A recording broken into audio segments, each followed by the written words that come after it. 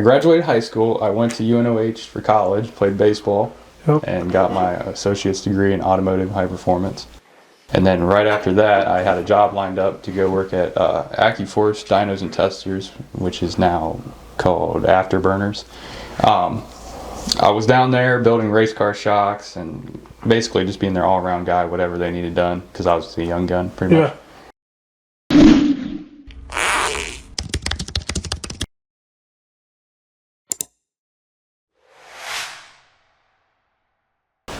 Hey everybody, welcome back to The Why, presented by All American Heart Studios and All American Roof Pros. We pay for this thing, so give us a shout out. Today, I'm sitting down with somebody who we have sponsored for the last couple years. We're super excited to see what he does with his racing career here in local Mansfield, Ohio. Mr. Lance Heinburger. Lance, pleasure to have you on the podcast, brother. Thank you, appreciate it. Yeah. Thanks for having me. Yeah, of course, man. Nothing wrong with that, but the problem was, like, starting out, you got to start somewhere. So, I was making $16, $17 an hour. Not a bad starting gig, but at the same time, I'm driving an hour and 10 minutes each way every single day. Yep. Monday through Friday. It's tough. So, like, he kind of felt bad too. He's like, yeah, I'll help you out with gas, whatever. But at the end of it, it was just too hard. Like, too much. Yeah. I can't keep driving a truck down here every single day. Like, I'm putting gas in it twice a week to even come down here. That's pretty much a day of work. Yeah. Yeah, it just becomes too much. Then I'm like trying to figure things out, and I was a little frustrated because I got my associate's degree and I was trying to use that. It's pretty much like a mom and pop shop because they're like a small business, but I was trying to use that as like leverage of helping me out in the long run, but it just didn't work out because, too far away, and then there's some stuff that happened, but it wasn't like bad stuff. It was just kind of overwhelming. Rubbed you the wrong way. I was really new, and like I didn't understand a whole lot of stuff that maybe they thought I would. I don't know, but yeah, it put me in a tough situation. And then I got a hold of my buddy. I'm like, hey, I don't know what I'm going to do here, and he's getting close to the age of retiring, so it's like, eventually I'm going to have to figure out what I'm going to do. Yeah. And he's like, well, you can come work here, but you probably don't know anything about CNC machining or anything like that. Like, I never did that at all. So in high school, I did a manufacturing class, and that was it, because my parents were basically like, if you go the career tech route, like, you're going to just start working out of high school. You're not going to go to college or anything like that. And that was their big thing. They wanted me to go to college, so I didn't do a career tech. So the only class I actually had was the manufacturing class, which was like a standard class at Madison. Then after that, so I went to college, and I had a fabrication class and a welding class. So other than that, I didn't really have any background in anything, CNC, machining, whatever. But he's like, hey, you can figure it out. My buddy is actually like one of the higher up guys there, so like everybody else kind of trusts him, like, hey, he's going to bring somebody in. He actually might be half decent or something like that. So, they got me in for an interview, and I started like a week later. So it was actually nice because the other place, like, I got my last paycheck, they gave me my vacation, and I rolled over to the next check. So it was pretty nice, And I've been working there for like a year and a half already. It's crazy how fast time goes when you work Monday through Friday, or Monday through Thursday, and then you have the weekend. It definitely flies by. It works out good for a race schedule. Oh yeah, for sure. Because then, I work 5:30 to 4 or 6 to 4:30. We basically get to choose, and after that, I'm straight to the shop or straight with the woman, and we're out running around doing what we got to do. Yeah, of course. So we're just kind of talking, and I don't know if it'll make it on or it won't. Just kind of about the career path, and it got me spark a conversation because you said something. You said that your parents were insistent that you don't go the career technical route because they wanted you to go to college. Yes. And then you pretty much entered a field to which you just could have got with the career technical. And UNOH, I had a bunch of buddies. That thing, how long has that college been around for? Like 100 years, actually. I'm pretty sure when I was there, they had a bunch of signs up that said 100 years. But I think it's really gotten popular here in the last few years, I feel like. Because like when I was in school, I graduated in 12, so I'm an old fart. But I remember a couple buddies that went there, and it's kind of like a trade school for the most part, right? Like they have some nursing degrees and stuff you can get out of there, right? Yeah, all on the business side. Yeah, in the business. Yeah. Yep. Yep, you can go there for business and stuff. That's pretty much what like all the sports players do. Yeah, but then you got a guy like you who's passionate in cars who's going to go there, and that's what a lot of my buddies did. You know, they ended up being diesel techs or something like that. You try to knock two birds out with one stone, but it's kind of hard. I mean, they don't really correlate together. Exactly. And everything. They don't, like if you want to play a varsity sport or whatever, you got like all these meetings and workouts and stuff, and they're during classes, and they got to like move things around for you to even be a part of it, and it's hard.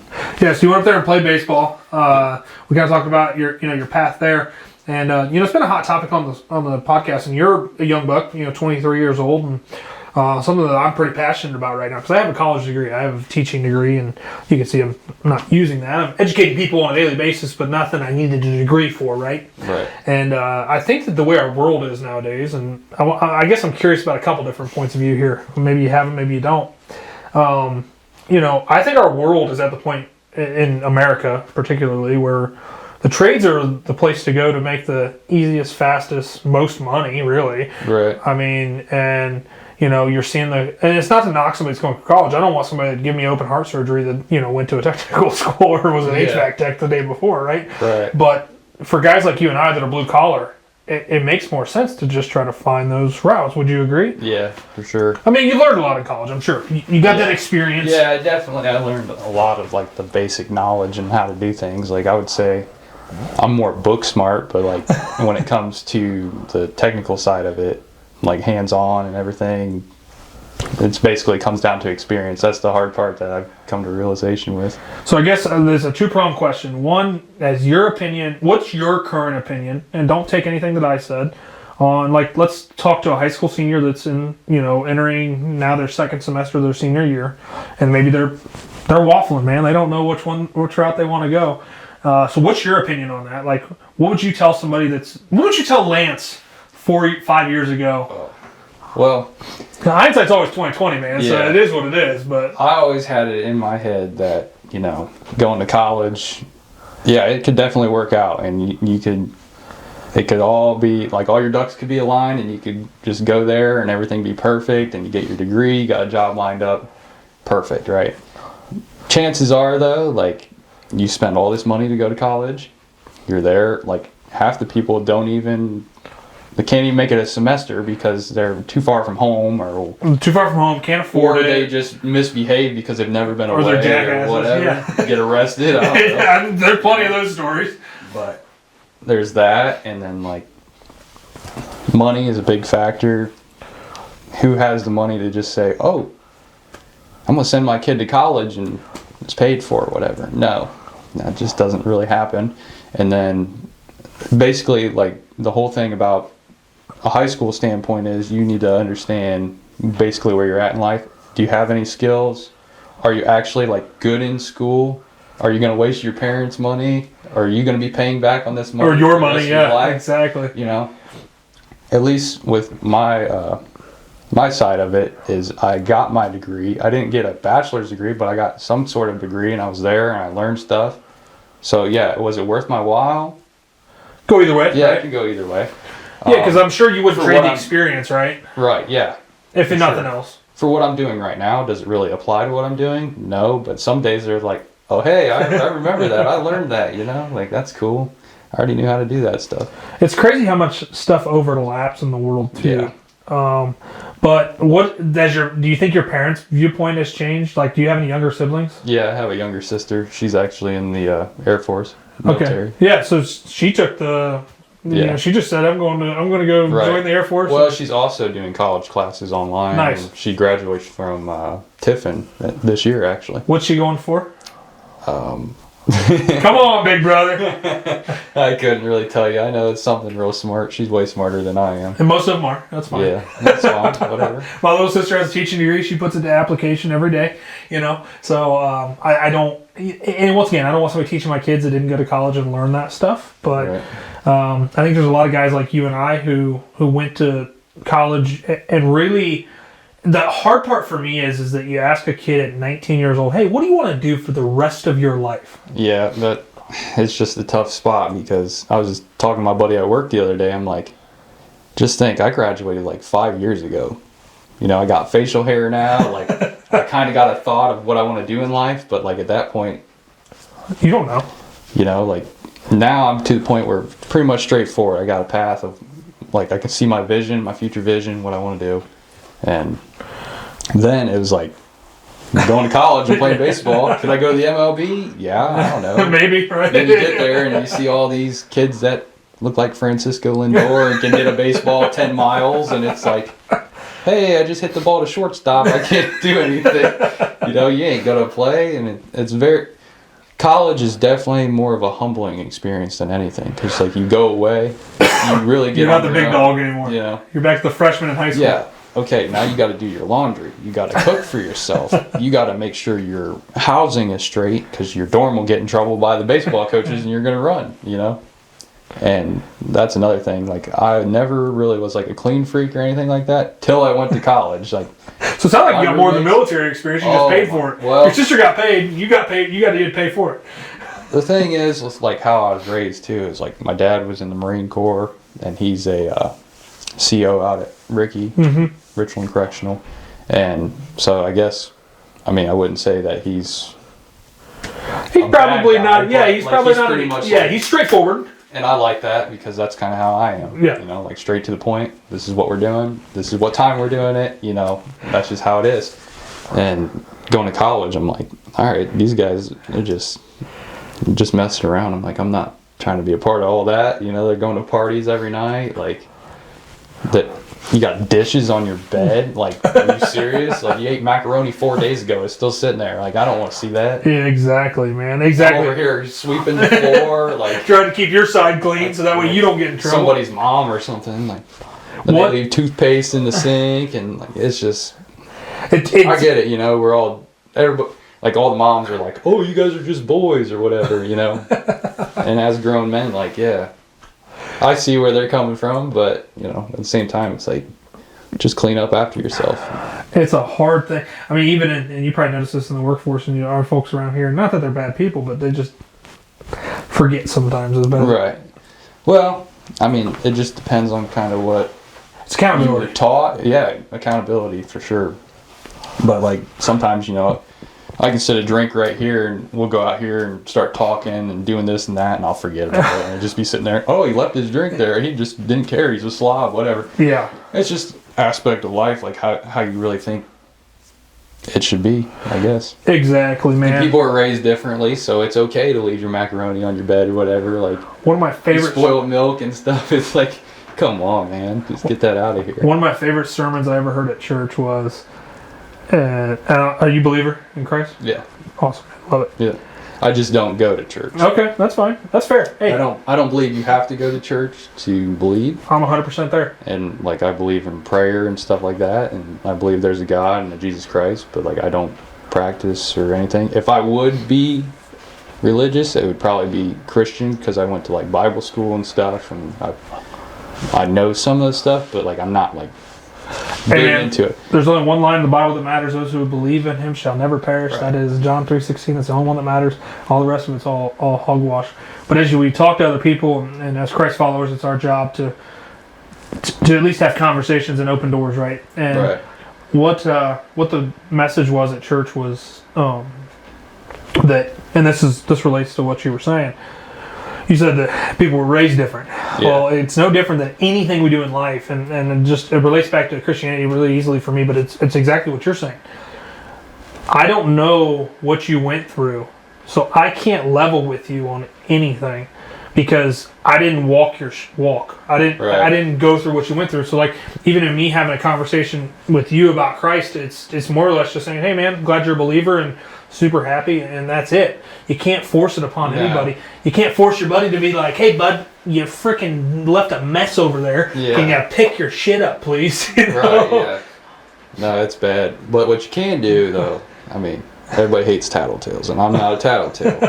But, you know, if I tell you, hey, this is your trash, take your trash out, and it sits there for 4 weeks, and then it just piles and piles. That's called accountability. All right. Like, You gave them warnings, man. Yeah, like I've had a couple. Well, actually, the coaches would walk around dorm to dorm and do like a dorm check because people were, being stupid. You're not supposed to drink on campus. Yep.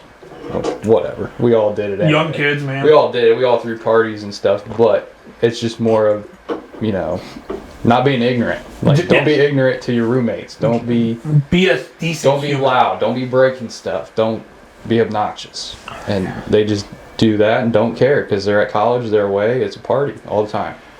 Failing classes, just going hungover, like calling off class. Like, what are you doing? You're here to play baseball and you're not even eligible. Like, well, that's probably my biggest thing is like, especially, and I'm not knocking. I'm glad you went and played baseball at Uno, but especially a lot of times with the smaller schools, because I'm sure you had to pay. Like there wasn't a lot of scholarship money available for you to go play, and so you're paying to play. And then on top of that, like they don't care because you're not on scholarship, so they're like, we're gonna get his money one way or another. Yeah, we wanted him to be a pitcher or whatever, but it doesn't matter. And that's my aggravation with those smaller, with college in general, really. Unless you're playing for Ohio State, and you're getting a massive NIL deal, you're not really. I mean, you're getting ahead because I think sports is one of the best things for athletes or for people in general. Yeah, there's a lot of accountability to it.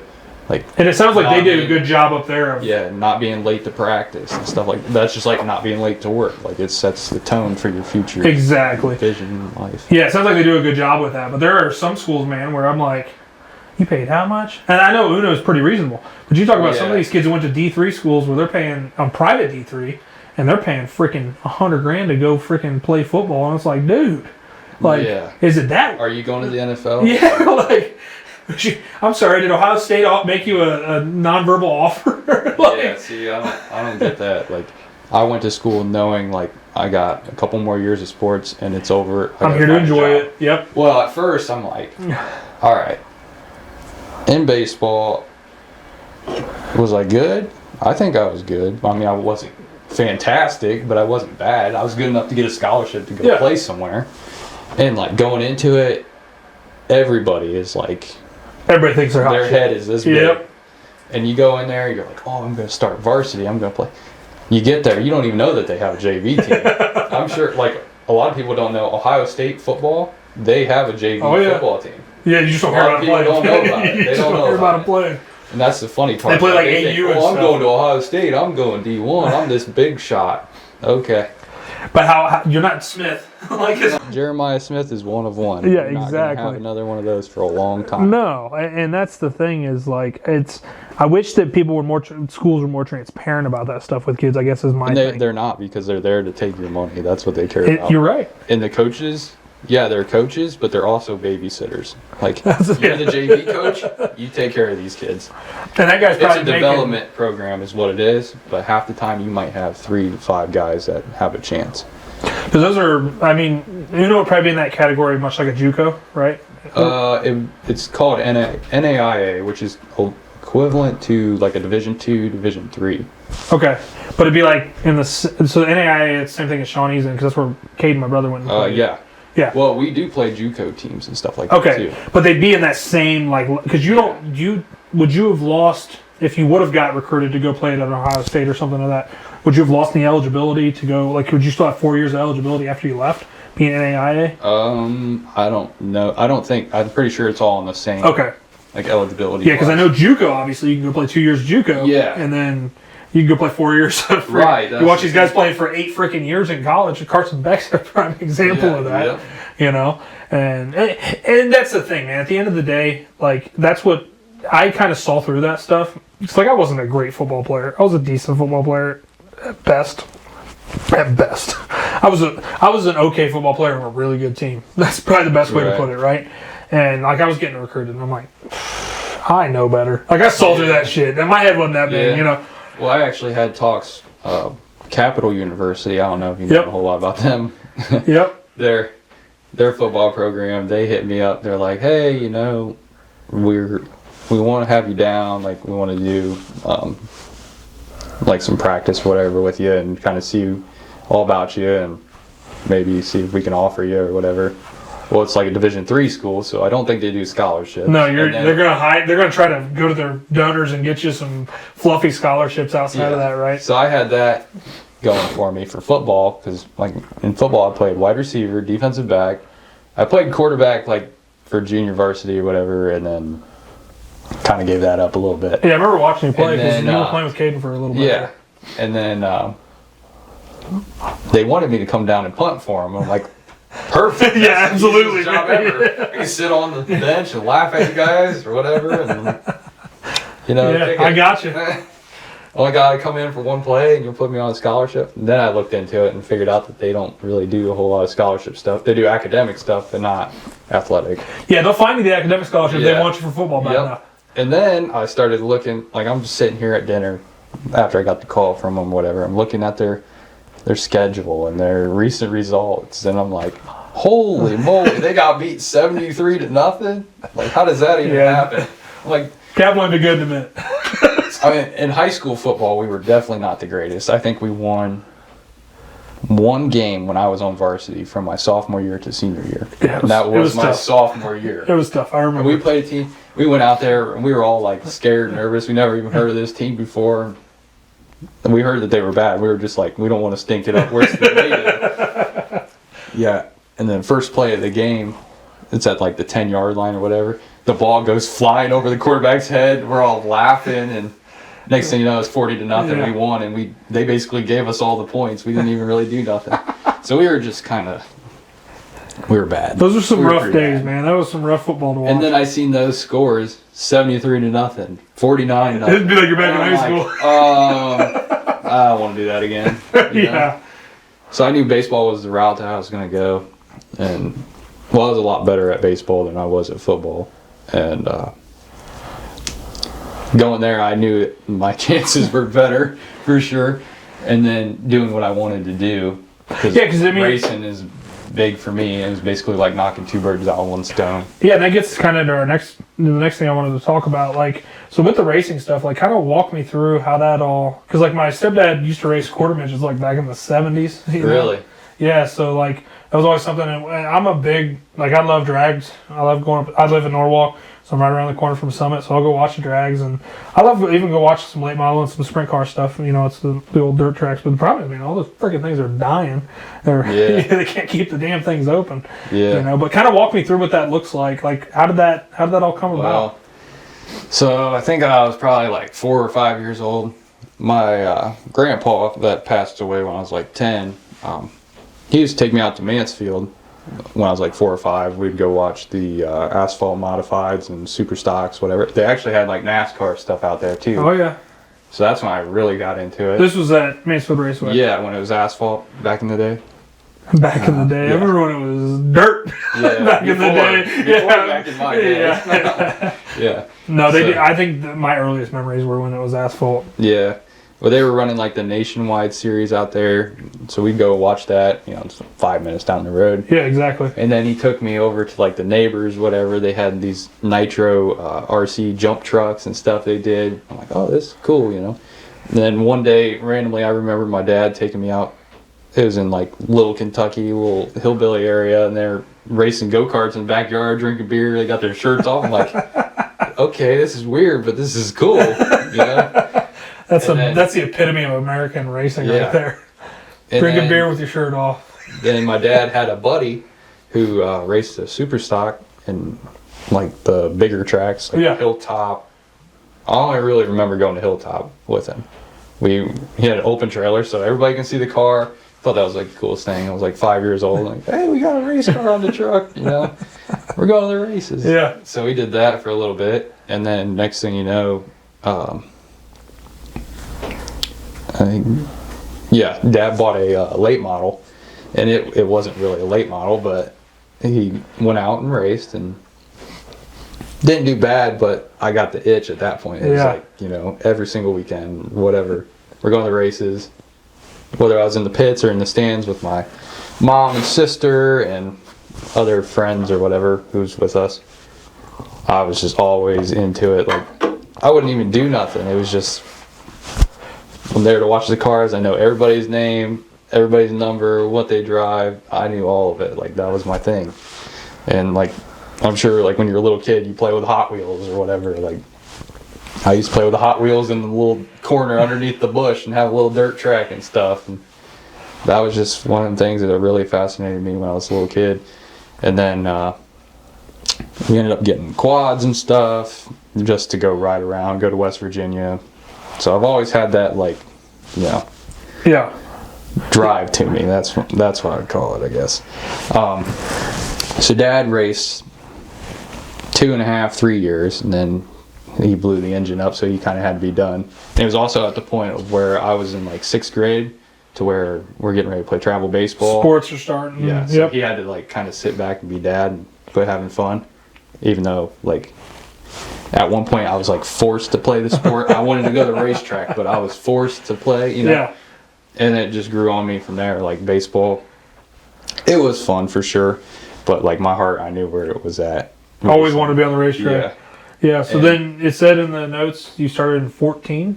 You started racing some. So my buddy actually got me into the go-karts because we were kind of away from the big car stuff because we got into baseball. And so when I had downtime, we would go to the go-kart track and I would help him. And I'm like, oh, this is cool. Like, I want to keep doing this, you know? And one day he's like, hey, we're at this dirt track down the road here in Mansfield. It's called Thunder Valley Raceway off of Old Bowman Street. Okay. And well, it got all closed up, but that was where I turned my first laps ever, and it was just the coolest thing. Like, I got to race against him, he beat and bang on me, and you know, I wasn't going very fast when I watched the video, but when I was there, I was flying, you know. Well, a tiny ass car like that, man. Yeah. Like, you're nice and close to the dirt. And then, you know, I remember the whole Facebook video and post, and Dad and all my dad's buddies and stuff. They're like, oh, we gotta get him one. Oh, we gotta get my kid one. We gotta do this, whatever. So then we ended up getting them. And the first one I had, you know, you gotta start somewhere. So it wasn't the greatest little go-kart, but you know, credit to Dad, he got me started, and I went and did that all year long. And I didn't do great, but you know, I kind of learned a lot more about racing, trying to be like an independent racer and just doing it on my own. Well, he still helped me, but like once you're on the track, it's you, whatever, you know. Everybody else is out there, right? Yeah. So I did that. First year, didn't do that great. Second year, there's this guy, my dad's friend, is friends with this guy that played in the NFL. His name is Trent Cole. He's a defensive end. Well, was a defensive end. Played for the Philadelphia Eagles. He's number 2 all-time behind Reggie White in sacks for them. No kidding. He went to Cincinnati, and he was like All-American or something like that. Yeah. So he was a big deal. Well, anyway, my dad is friends with this guy who's a turkey hunter, and he is on the professional football players' TV show for hunting. It's called Blitz TV. Okay. Yeah, and they're sponsored by Cabela's, Under Armour. Like, it's a big deal. And he's like, I know this guy's got a go-kart. I know he don't, you know, because he's too busy. So I'll give him a call and see what he says. Well, he just gave me the go-kart. No kidding. Yeah. And I'm calling him back. I'm like, hey, man, like, what do you want on this thing? I'll give you whatever you want. You know, camouflage, we'll put your number on it, whatever. And we raced that for 2 years. And then I basically got to the go-kart class that everybody ran, which was, it was called a clone, AKRA clone. It was like a 330-pound class, so you in the cart, all the way 330. And that's where everybody was at, all the competition. And I ran that for 2 years. I did fairly decent. I was pretty mid-pack. I never did, like, great. I won 2 races. I won one on the dirt down the road, and then one on the concrete my first time down there in Columbus. But other than that, I was pretty much like mid-pack, whatever. Yeah. But I wasn't last. You know, I wasn't bad. Yeah. And then I got to the point where there was just so much drama in that because, you know, you can buy a go-kart. They can buy a go-kart. We all got go-karts now, and now we're racing for $100, $200. And now I'm going to run you over and do all this stuff. Like, $2,000 go-kart. You're yeah, it's like, there's just so much drama in it because everybody's on the same playing field, it seems like. And then, so after, well, about 3/4 of that year, we got fed up with it. I don't know if it was because I got a little bit better or what, but we were like, let's just figure out how to do something else. So we started looking up cars and stuff, and the one kid I was friends with, he ran it's called a Mod Light. It's like a little dwarf car. Okay. But it has like a modified body on it, and it's got a Gixxer 1000 in it. Okay. And it's like a hand clutch. You pull back for first gear, and then bump it to second and third. Did they run those on asphalt primarily? They can, but normally they run dirt. Like they have their own series and stuff now. The guy I used to rent off of actually used to build those over in Ashland. Really? Yeah, Bob Harris. You know Bob? His son runs. His son runs them. They travel all over the place to go run those things. Anyway, the Gixxer motor is what threw me off for that. Well, I got one of those. I bought. Dad actually. So I was telling you, he had a quad, and we had quads. He traded a quad. He traded. We sold the go-karts, so we had like 3,000 cash. We traded the quad, traded a shotgun, anything we had to get. This is the car. It's like the paperclip kid with trying to get a house. Yep. And so we got this car, and we sat out the rest of the year because there's only a couple races left. No sense in tearing stuff up if you don't even know how to drive this thing. And then that was actually COVID year, so 2020 beginning. So I'm graduating high school on my computer and go in, graduate, and now we're going racing. So we started racing. They had like open practice. You got to wear your mask and all this stuff. You only have 30 people there. Yeah, whatever. We were in that was a weird freaking time. Yeah, we were in Millersburg at Hilltop Speedway, and they didn't care. They were there to take your money. So that's how I learned how to drive it. Then I went out and practiced. And very first race, the guy I bought it off of decides he's going to come across the nose of the car and smack me, and I break the spindle on the car. Well, he gave me spare spindles, so I put the one on that got bent up, go back out, another car. Right off the front on the other side. I'm like, oh, this is what I'm getting into. This is not good. It's because you're the new guys, like a hazing? No, it was just more of, okay, so now instead of being on the go-kart track, I'm on the big track now. And these cars, they're about as wide as the wall to the beginning of the table here. They're not very big, so you can take the whole track and just go top to bottom, whatever you want to do. And that's what they did. You don't have mirrors or nothing. Yeah. You hear them, or you see them. And they're just flying by you or whatever, and they chop your nose off and block you. That's just what racing is, pretty much. Yeah. But nose, it's a little bit more aggressive. Like in the go-karts, you beat and bang on each other and bump people out of the way. That's a go-kart. Yeah. Whatever. A little bit easy, yeah. I can sit in the seat and turn it all the way around and look at you, you know? In the Mod Light, it's just, you see from about right here forward, and that's it. So if they're not in front of you, you don't see them.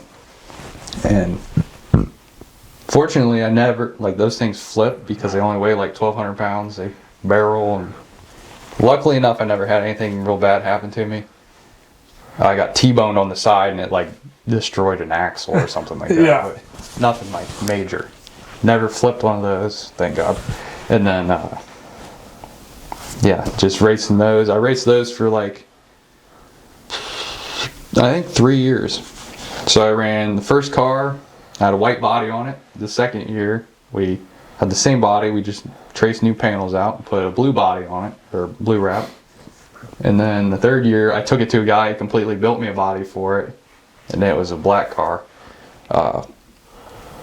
But then, during COVID, I got iRacing, which is a simulator, and you can run like all the big cars and stuff like that. So when Mansfield was dirt, I'd go out there and watch races and stuff, and back when it was throwing rocks everywhere. Yeah. And this kid, you know, he's from like Fredericktown. I kept hearing about him, whatever. And he ended up winning. Well, then I found out that he was on iRacing or whatever. I'm like, oh yeah, he's pretty cool, whatever. I'll hit him up, you know, maybe we can race. Well, then COVID happened.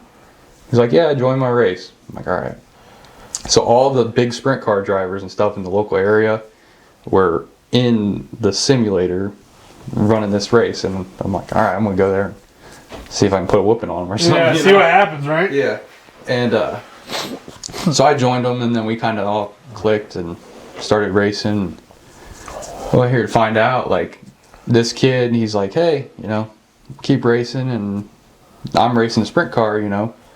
You ever get bored or whatever, you can come out and help me or hang out, whatever you want to do. I'm like, cool, you know. So I took him up on that, and me and Dad went back to the pits and kind of looked over everything. What you got? Obviously, it's a sprint car. I know what that is. Yeah. But, like, how do things work? Because like where we're doing, the Mod Light, you unload it, you get in it. It sounds like they're pretty it. simple. Yeah. You pull off, you get out. You might change air pressure. You might change something if there's something wrong. You got a basic setup on the thing, but you don't really mess with it. There ain't as much to them. Yeah. No. And then nice step up from the go-kart, it sounds like. Yeah. Well, with the big cars, there's a lot more like professionalism to it. Like on the sprint cars, you're saying. Sponsorship series that come in and out, like tens of thousands of fans. Like nobody cares about the Mod Lights or nothing like that. Yeah. So like when you go into the sprint car industry, it's like NASCAR almost. So just going into that, I was just kind of figuring out how it would be different. And I went and hung out with him a little bit. And then next thing you know, every single race, I'm there to help him. And we're hanging out, whatever.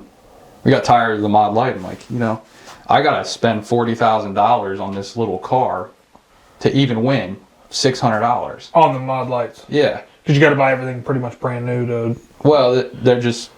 all these little pieces are specifically made for this car, and they cost the same as the big car, pretty much. And then you're not racing on the big car tracks all the time either. Yeah. So I'm like, I want to race, you know, Wayne County down the road. I want to race all these other tracks. And then I was helping that kid. That's my buddy. I'm like, you know, we're going here, we're going there. I'm like, well, I want to do this eventually. Like, that's the end goal. And then his dad called me over one night, and we're wrenching on his car, and he goes, are you going to quit messing around? I'm like, what are you talking about? You going to sell that thing and get one of these?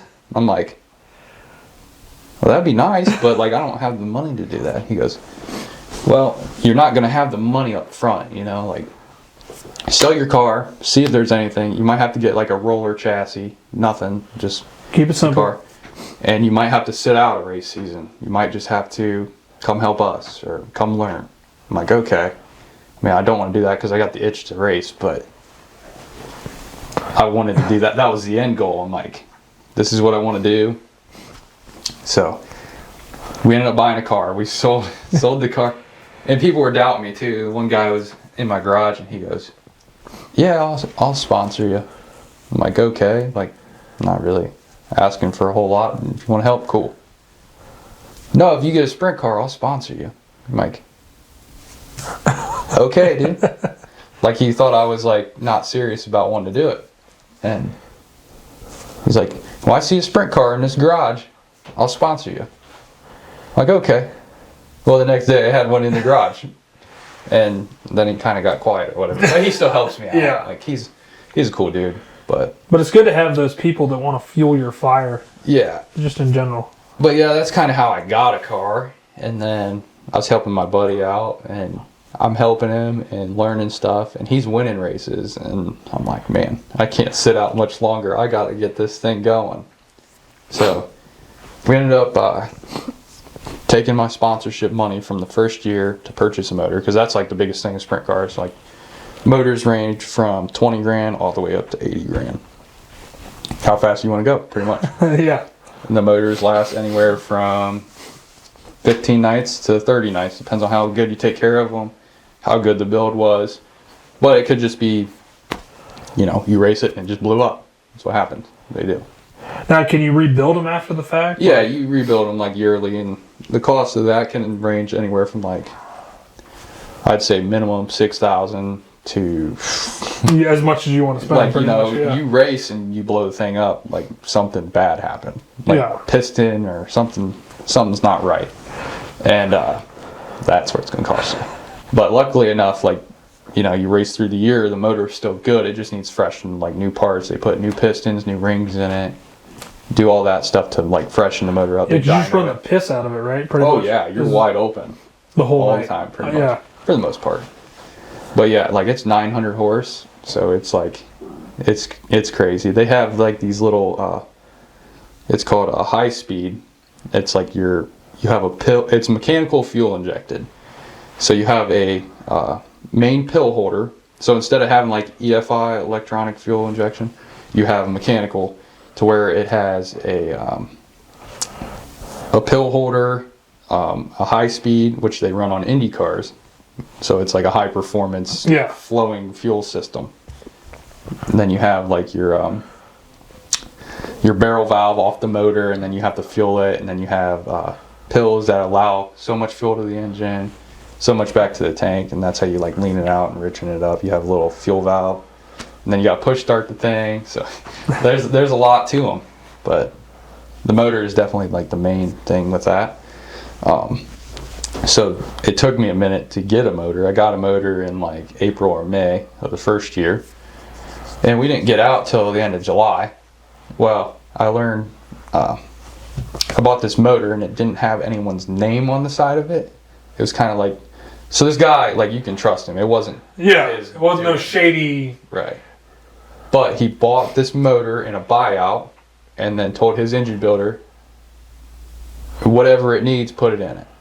Like, don't go above and beyond and like just put top notch stuff. Get in it through, You know, like it's a buyout. I want to make sure it's good. The person's not getting screwed. And I'll sell it for what it's worth, pretty much. So, you know, in our price range, being new, it was like a $12,000 engine, and it's called a Dash 12, so it's a little bit reduced on horsepower compared to the big engines. But that was fine because I was just getting into it. You know, you got to start somewhere. Trying to go out and run, right? You know, you got to learn how to drive the car anyway. So you can have all the motor in the world, and you're just going to waste it because you're not. If you don't know what the hell you're doing. Yeah, you don't know what you're doing, pretty much. So I got to run 3 races. The first night, you know, there's 18 cars. I finished 17th, whatever. And I wasn't, like, it's not because the dude wrecked or something. It was because he was new like me too. Yeah. And I just got lucky enough. Just happened to be a little bit better than the other new guy, right? Yeah. And the second night, it was at Wayne County. It was my first night there. And then the following week, we went to Wayne County again, and I actually wasn't running bad at all. And the motor blew up. So I'm like, man, what am I going to do now? So, go through the off season with sponsorship and some people helping us out. We were able to get an engine last November. There's this guy that was retiring, and he cut me a deal on his engine. And I took the engine specifically up to a good engine builder. I said, what is this thing going to need? Like, I want to do it right. Like, I don't care how long it takes for it to be done right. Get it right so I can race. Because now it's like I have all this stuff. I need seat time. Like, I need people, or I need the experience to learn how to drive the car. And I also need to get to the point of where people are figuring out that I'm an actual sprint car driver, not just somebody that's just piddling around. Says I have it. Exactly. You know? And that's the thing. There's a lot of people like that own the thing or whatever. Well, yeah, I got a sprint car, but it sees the track once every 3 years. Like, I'm a racer at heart. Like, that's what I'm doing. And we're going to give it our all. So, like, I'm like, all right, I'd rather pay for this to be rebuilt or fixed or whatever, so we're good. So we ran 26 races this year, 24 on that engine, so it's pretty much tapped out. But unfortunately, there was a lot of B mains or C mains on it because we ran like high, more of like a higher class race, like a World of Outlaw or Attica Fremont. So they got rid of a series last year, and so all the local guys that were part of that series were back at their home track. So everybody there, like within the top 25 cars, was elite. Yeah. And so I'm racing with them, and I'm not even really making the race or whatever because I'm still learning, and I'm still learning now. I mean, you should be. You probably won't be until you quit racing. Yeah, and I'm running and finishing 10th in the B main, whatever. They only take top 4 cars. And, there was probably, on that engine, I ran 24 nights. I bet you 4 or 5 of them were, I only put 20 some laps on the motor that night. So you go by laps, not nights on the engine. So that motors usually last about 20 nights or 800 laps. Well, I ran 24 races on that engine, and I only turned 640 laps. So I got another 160 on it. And that was after 24 nights. And then we ended up getting another car at the end of last year. And it was all decked out, best of the best equipment, fresh motor, brand new. and we ran it 2 nights. So I got 26 nights under my belt. Now going into this year, I have an engine that's got the newer one we got. It's got 3 nights total on it. So he ran it 1 night, and then I got it and put 2 on it.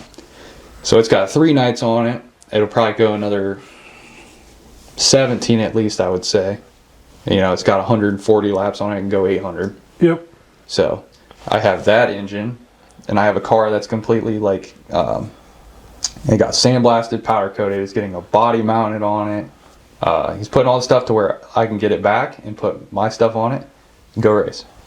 And that's kind of where we're at of getting ready for the year is now I do have a question. So with the having 2 cars now, are you able to run like one the first heat and then run the other one? Is it gonna be the same car both times? Yeah, I don't know how that works. I'm pretty sure, like in the big series that come in, like the World of Outlaw Sprint Car Series, I'm pretty sure if you go to a backup car, you got to go to the tail or something like that, or maybe not. I haven't really looked into that because I've never had 2 cars. And never, you haven't been to that opportunity. And I'm not gonna be in that either with the series because I'm not part of that series. It's basically like NASCAR. So I know in NASCAR, you wreck the car, you have a backup car, you go to the tail.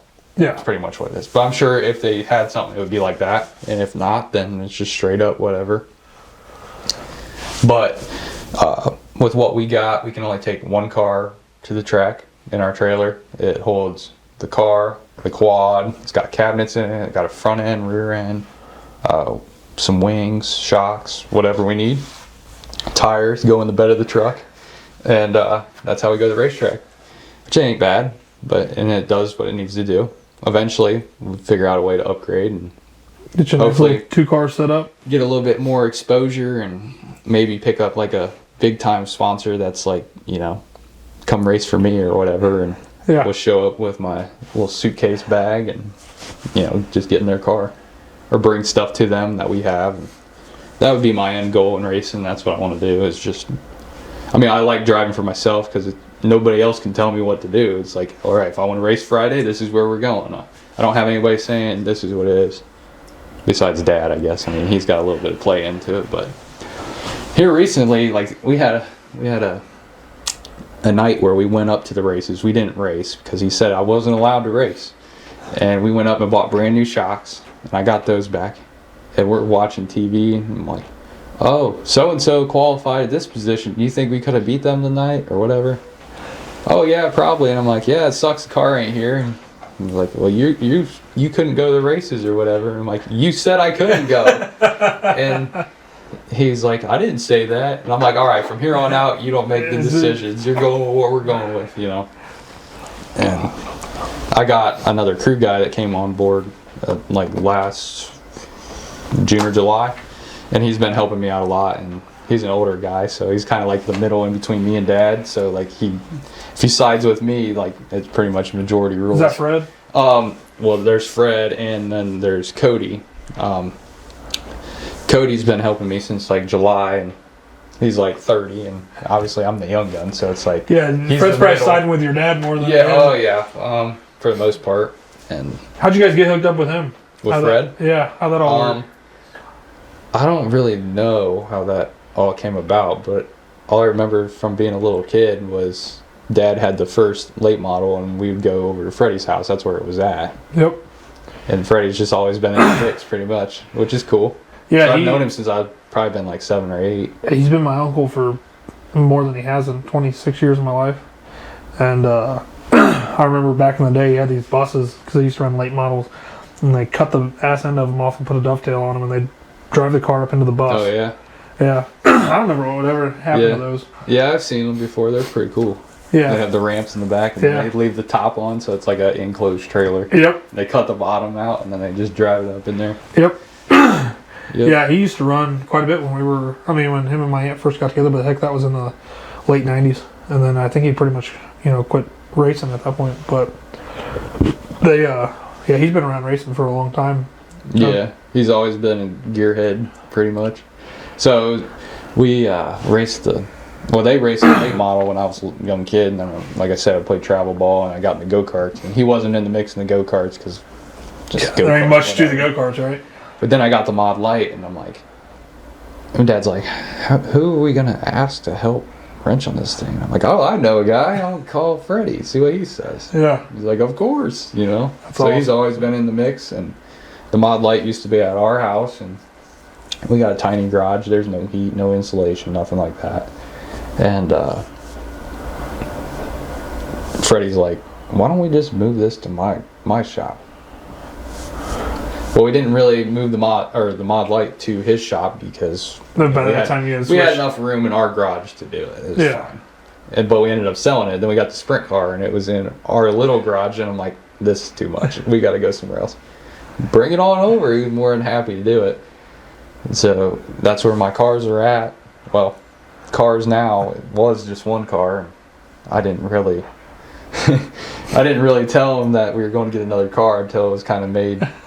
I'm like, hey, you got another room? Because we talked about it. We were like, oh yeah, it'd be cool to have another car or whatever. Yeah, because one goes down. I call him one day. I'm like, you got room for another car? He's like, no, but we can make room. I'm like, no, I'm being serious. He goes, did you get another car? And I'm like, yeah, it's on the way. So yeah, we got 2 cars in a bay, and then he's got like his middle bay, which is like an open bay or whatever, and now he's got a rack where my first car originally was. So it's a little tight, but we make it work, and we got a trailer, and worst case scenario, we push one up there, and we got room to work.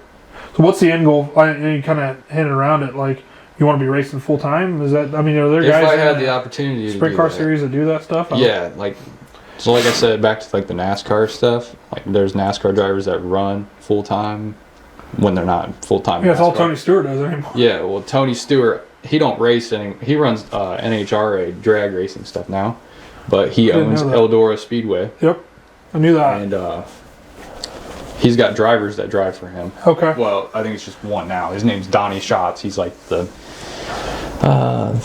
10-time World of Outlaw champion or something like that. So basically, like, I don't know who's a 10-time champion in NASCAR. I don't know. It's pretty much the same thing. Yeah, because that's the top of the top for sprint cars, right? Yeah. Yep. But I mean, obviously, there's probably not quite as bit. The money's probably not there as much, but also it sounds like the cost is not quite as much for the sprint cars as it is NASCAR. Because obviously, if you want to go run NASCAR, I think you got to have like a couple million in the bank to even hit the series or to buy the spot. You know, even make the break. Honestly, I hate to say it, but it's looking like it's starting to get up there. The sprint car stuff. Which is great. It's good for you, man. A lot of these young drivers have daddy's money, and it's like, all right, this kid could be terrible. Here you go. Here's money. Put this kid in the car. I don't care how much stuff he destroys. Put him in the car, get him exposure. We're driving for you, pretty much. Yeah. And then that's how half those deals work. And then other deals are like, all right, Alex Bowman, NASCAR driver, drives the 48 car that Jimmy Johnson used to drive. Kyle Larson drives the 5 car that Mark Martin used to drive. Christopher Bell, he drives for Joe Gibbs Racing. He runs dirt too. So there's like a bunch of guys. Yeah, I know there's a lot of crossover. And not only do they race, they also have a team. Well, when you're in NASCAR, like Kyle Larson, his net worth is like $12 to $15 million. He won the $1 million Texas All-Star race. You think he's really worried about money? No. Yeah, exactly. And he's got people, or not Kyle, but he's got his hands in a series. Like he partial owns a series. It's called the High Limit Sprint Car Series. So they're paying like hundreds of thousands of dollars throughout the year to all these drivers that show up and race their series. And then other NASCAR drivers have their own team, and they have drivers for them. That's a full-time job, is to sit in the car and drive it.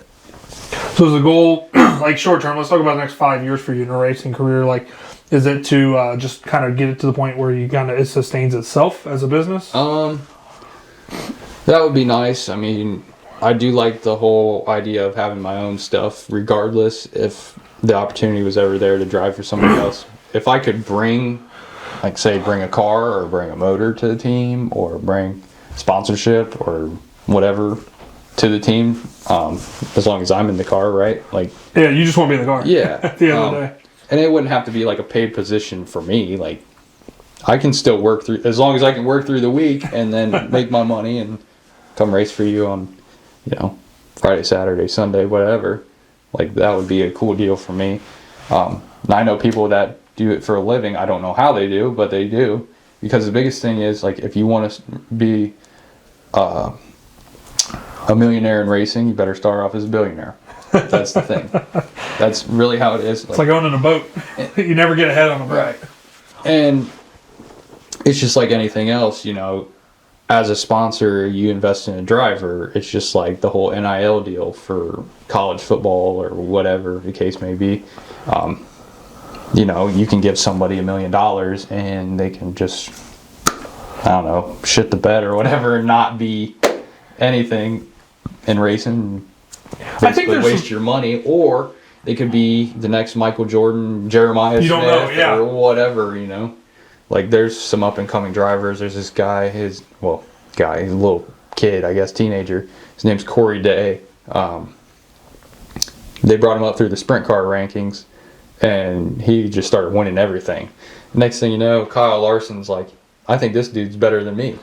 And everyone's like, wait, what? And then he keeps winning and winning and winning. And next thing you know, now he's signed with Hendrick Motorsports to run their trucks. So it's like a developmental program of going up to NASCAR, I think. You heard of Jonathan Schaefer? Yeah. At Ashland? Yeah. He runs it's like some one-off, it's like a spin-off. He runs a super late model. Yeah, that's what it is. And there's a lot of money in that stuff too. He's like 18, 19 years old. He's been doing that crap since he was like 14. His dad actually was on I had a relationship with his dad at one point. He was on the cover of like NASCAR 03 or something. Actually, the place out there on 30, that was his race shop before it turned into that school, just out past Charles Mill. Oh, really? Yeah, that was his race shop. That was supposed to be his race shop, and it just never. I think he ended up having kids, and then the racing dream kind of went to the wayside. Yeah, no, I totally get that too. Like, that's another thing too. I'm like at a make or break point. Like, my age with racing, like, I'm still young, so the opportunity is still there. That's why I want to race as much as possible to kind of get the seat time. Maybe get the spotlight on me, as in like, oh, this kid, there might be an opportunity to drive their car or whatever. But if not, like, I still have my own stuff. I could be the weekend warrior. Like, I'm engaged now, so it's like... Some more responsibilities are coming your way. Yeah. Eventually I got to get moved in and, putting the ring on it. And then, I'll probably be the weekend warrior or whatever. Like, go race on Saturday or when I can. Like, eventually I'll have kids and, all that stuff comes first. So racing will be a little addition, which will be fun, If I could give you some advice, so I've got a 7-month-old little girl. She's almost 8 months old. And best thing ever, man. Like, when you have kids, right. I've done a lot of really cool shit in my life. So nothing tops my daughter, like, hands down.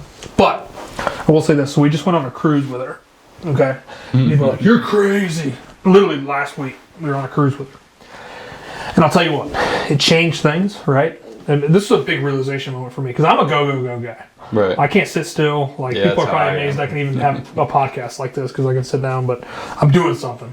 So I can't, like, when we're on vacation, like, I got to go find something to do. Like, I can't. My wife, she can sit her toes in the sand and do all that. No, not me. But the best piece of advice that was ever given to me, or maybe I just adapted to it, because I can't credit it to anybody, was just because you have kids doesn't mean you stop your life. Right. Yeah. So, like, these people that are just like, I had a kid. Everything's up for the next 20 years. I feel like that's a big excuse too. Like, yeah, like, you still put your kids first. Yeah. But you can also bring your kids along. Right. Right? Like, it sounds like your dad did that at the racetrack with you when you were a kid. And that's kind of one of the things too. Like, I always tell Brittany, I'm like, hey, if we have kids, like, I don't care if it's a boy or girl, they're racing go-karts. Like, this is what we're doing. At least give them the opportunity, right? And she's like, well, like, I bowled, I swam, like, I did all this stuff, whatever. And I'm like, I don't care, but they're racing. Like, this is what we're doing. I'm not letting it die. Like, that's my thing. But you got to be careful with that stuff, man. Because think of all the kids you went to high school with. Well, heck, you played travel ball. Yeah. Think of all the kids that were pretty good at travel ball. But their dad was so freaking adamant about them being a baseball player, be a baseball player, be a baseball player. And then they freaking were like, no, I'm good, homie. Right, that's another thing too. Like, I kind of feel like, I guess I was kind of forced to play football. I wanted to play football. I liked football. Yeah. I just didn't want to be... You just wanted to participate. You didn't want to be the superstar. No, I was fine with that too, but it was just more of, really, we sucked. We pretty much did. All my y'all buddies did. were there. I so watched your football games. it was fun to play with my buddies, and like we all loved football. And it was fun to play. Like if I could go back and do it again, I would run out of the tunnel, get on the sideline, do kickoff, and then just walk back to the locker room. Yeah, because it'd be the same result. Yeah. And then you look at the scoreboard, 51-0, because that's pretty much what it was. Those are some tough games, man. Especially for me, like, so my brother Caden watched us growing up, and Brandon and I played on some really good football teams. And, we made, I think Brandon made all 4 of his state. No, he missed my senior year because it was a whole thing. But, I think my high school record was like 64-3. Like, or 64-6 or something like that. But either way, like, and Brandon's was a little bit better even yet. And, we played on some good football teams. And then you go to Madison and you're like, oh, yeah. That's what we could have had. But it wasn't, like, there's still some merit in it at the end of the day. Like, we can dog on it all we want, but, like, look at how much you guys learn. Like, I've interacted with a lot of kids that you've played football with. I just had River in here. He played football. He was a golfer. Yeah, he was a golfer. Wiseman. But I've interacted baseball together. Yeah, but I've interacted with a lot of kids that have went to Madison. Like, good or bad, like, for kids, constructive sports is just huge. Because, like you were saying at the beginning of the episode, like, it teaches you how to freaking take some responsibility. You have accountability now in place. Like, you miss a fly ball in baseball, like, that's on you. It wasn't on freaking the guy behind you. Nope. And the biggest thing is just, not giving up, not quitting. Like, it's been so easy for laugh those about kids to football. Like, it sucked. Yeah. I wish I could quit in the time being of what it was. I don't know. But looking at it, do I think it was a waste? Yeah, for not winning football games. But was it really a waste? Is that the only thing? Exactly. Yeah. Because, like my friend Ed Milet says, he's not my friend, but this guy I listen to quite a bit, winning is more fun than fun is fun. I'm agreeing with that. But there are other things that you can check a box for a win outside of the actual scoreboard, right? Yeah. Like if you developed as a man, maybe you got a little bit better, right? Or you watched a guy that you took under your wing get better, or whatever. Like there's other wins that you can collect along the way. Like just starting out with racing, like our biggest thing was keep the car in one piece. Yeah, make that's it a to win. the next race. And I'm like, yeah, that's pretty basic.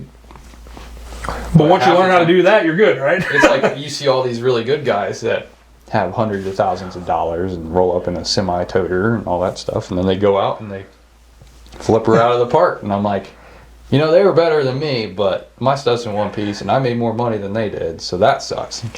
Yeah, but they're probably selling some good merch because everybody's watching them flip from the stand. They're going, I want that guy's T-shirt. Yeah. And it's funny with racing, like it's a weird industry.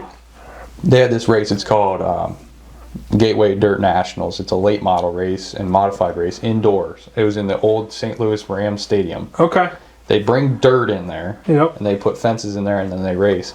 Well, the one kid flipped his modified, and he gets out of the car, and they come over and try to do an interview with him. And he goes, "You can't park there!" And everybody just starts dying laughing. And now the dude's like famous. Oh yeah, yeah. Everybody's buying his shirts. Like he's the coolest thing. And every time somebody wrecks, they're all like, "You can't park there."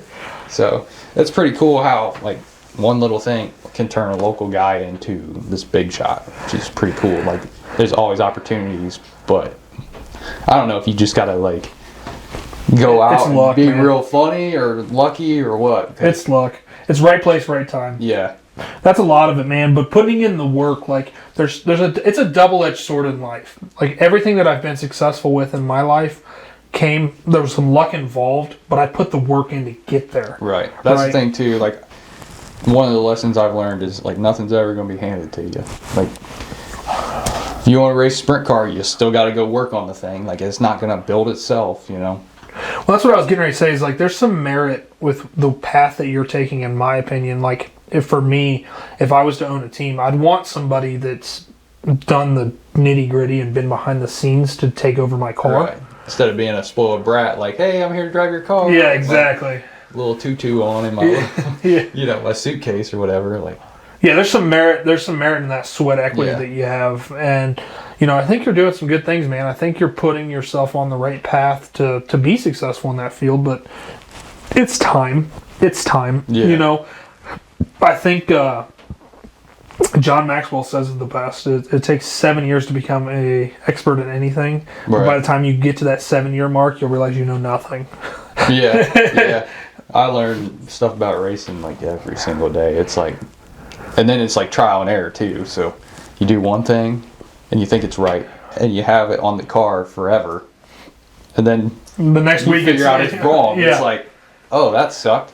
So it's like, yeah, we raced 4 or 5 races like that. Or would we have been worse? You play the what if game all you want, right? But it doesn't do anybody anything but piss everybody off at the end of the day. Yeah. You know, and that's I think that there's a lot of testament. I think that there's a lot of I'm a big advocate for people, or for than young girls even at this point, but young men and young girls getting into wrestling, because it's much like racing. It's you versus the other person in front of you.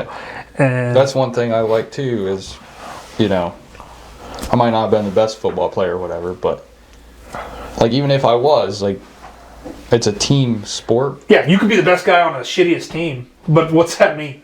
Nothing. Exactly. Okay, you're going to get your full ride to Ohio State, but you're still getting beat 80-0 every week. Like, Cade Stover. Yeah. Lexington was a horrible team. Kids in the NFL. Kudos to Cade. Good. Like, go be a farmer. Do your thing. But it's just... Yeah, you're not... It doesn't equate. You're not going to get those wins as much. No. It's got to be defeating as hell. Yeah, for sure. And that's like, you know, losing 39 football games. Can't get much worse than that, right? Well, you could have lost 40. Yeah, that's true. You could have been completely defeated. Yeah. But no, man, at the end of the day, that's I like that, you know, the racing thing. I think it equates to a lot more in your life, you know, regardless of how long you're in it. You know, because like you said, life's going to happen from here and the end of it, right? And it might be for the next 30 years. I hope and pray for you that it is, right. Man. I really do, because I can tell you're passionate about it. But it could stop tomorrow for some reason. You don't know. Yeah, you just never know. But you take what you learn from it and you use it in other aspects. Yeah, you build on that. Exactly. And that's just life, man. If you're not freaking learning, that's on you.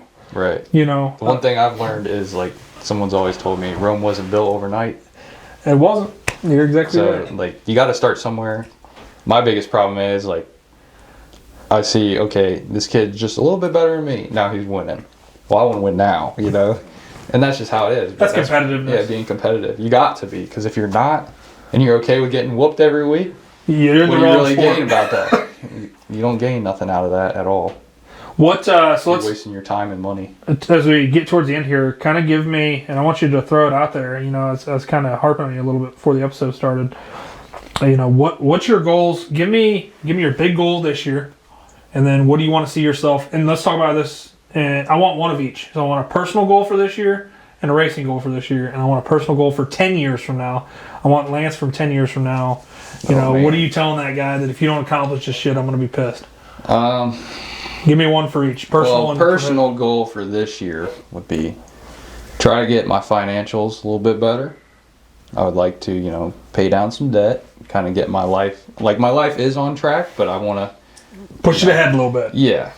Kick it into overdrive. And, you know, I want to go have fun this year and go race. And my goal for racing would be, it's not really a goal. It's kind of just like a hope and dream, I guess. But that's a goal. I would like to race in the series this year and be full-time, which means that I would travel from Ohio, Indiana, Pennsylvania, Michigan, and go race and be, like, in the spotlight, be on TV, you know, gain exposure and race for some better money, so that way I can kind of. And what's that series called?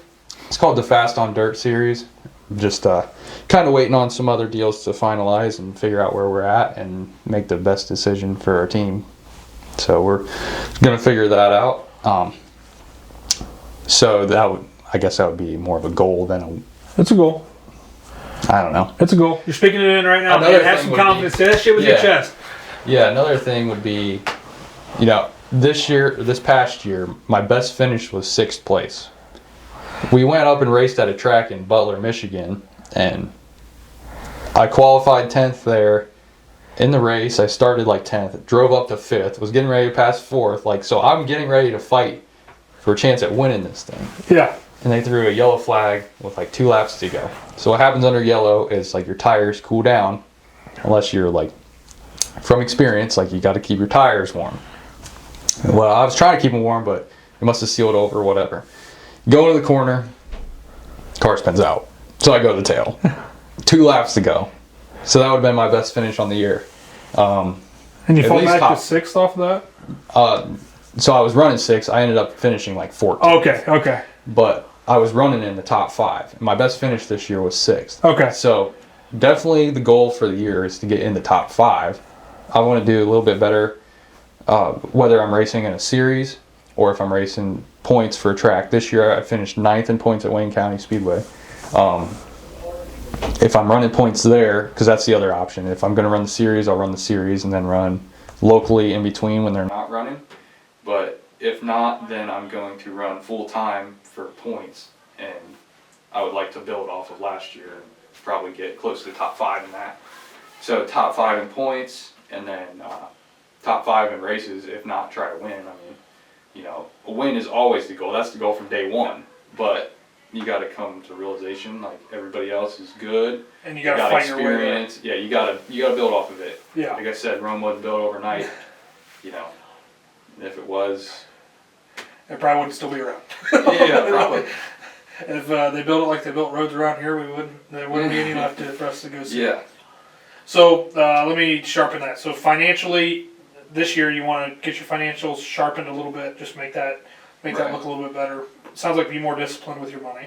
Yep. And then the other one is to either end up top 5 in points at Wayne County, or to end up in the series, running in the series. Yeah.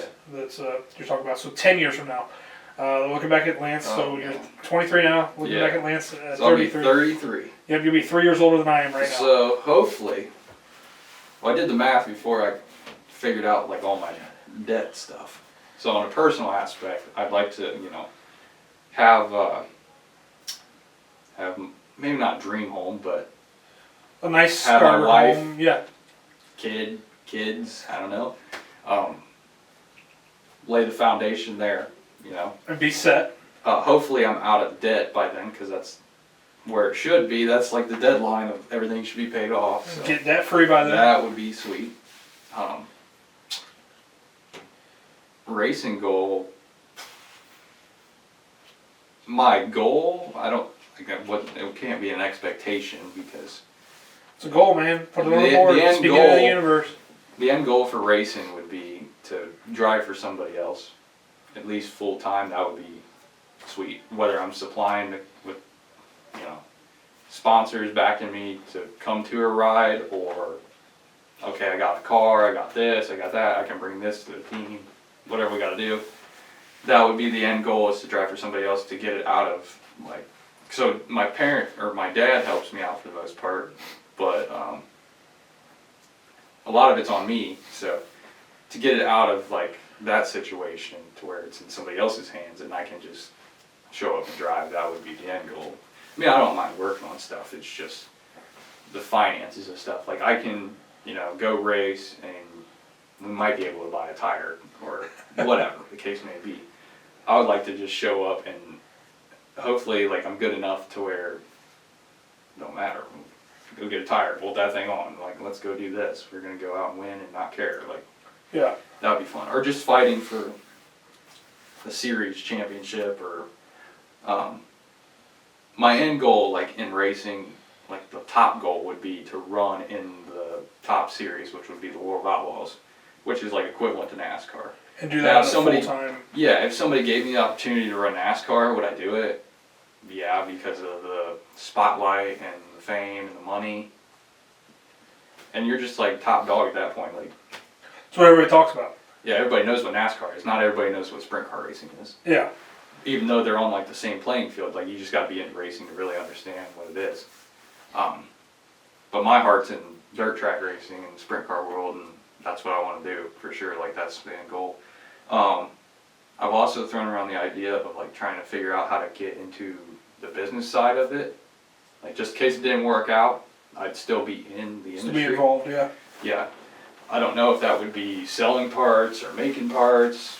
You know, like I'm doing CNC stuff now. Could be a stepping stone, man. Yeah, it could be a stepping stone.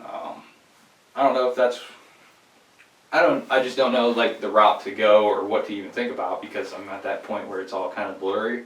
It's like, all right, And you're still 23. if I race, maybe there's a chance, or like, however it shakes out, right? yeah, right. There's a lot of things that aren't in my hands. It's just kind of like waiting to see, hope and pray this happens, or, you know, hopefully Control the I don't controllables. like, you know, I could get everything going for me this year and like all the sponsorship in the world, like all my stuff fixed, all my stuff good for the year, and I go there and just destroy it. Yeah, you can blow up That's the just motor in first Terrible race. luck. I can put the one motor in, blow it up, put the other one in, blow it up. Be Yeah. done. 2 races. Exactly. You know, that's just kind of how life is though. Like, going back to racing with my buddy, like, you know, he was really good and he was winning races and stuff and, you know, blowing engines up. Like, it happens. It's nobody's fault. It's just kind of, Luck of the draw. yeah, pretty much luck of the draw. And he is in the same boat I'm in, running for mom, dad, and himself. Whatever you got is what you got. Like, nobody else is like, oh, here's an extra $100,000. Like, go get you another car, go get you another motor. Like, it's all right. You better figure out what you got. Make Yeah. it work. Yeah. Or you're like my buddy, he just got married in September. So he's been not racing as much because he's saving up for the wedding, and then he got married, and now he's like, mom, dad are getting close to the age of retiring or whatever, and they want to do whatever they're doing, and they said, hey, you're on your own now. So he's like, okay, I want to race, but I'm not going to be able to race. Yeah, So he's going to have to take the year off, kind of recoup, and figure things out on his own. I'm like, yeah, you know, like I got sponsors and people that help, but like we're still like a family-ran team, so Well, I think I there's kind some, of understand where you're coming from, you know? there's some merit doing it that way, man, for sure. Yeah.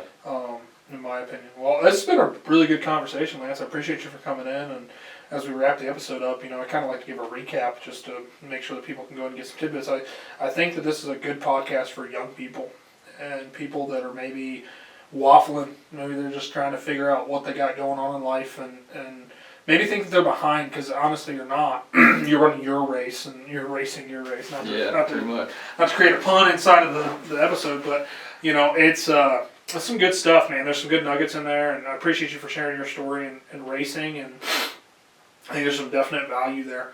So if you got something out of this episode, as we always ask, you know, throw a share out, share it to somebody that needs to hear it, and all that good stuff. But you know, I'm excited to see what you do here, Lance. I'm excited to call you up here in a year and make sure that you hit your goals or you're getting close to them, and hear what you're doing to pivot to get closer to them. And as you guys continue to go throughout your life, I just want you to continue to ask yourself, what's your why? Thank you.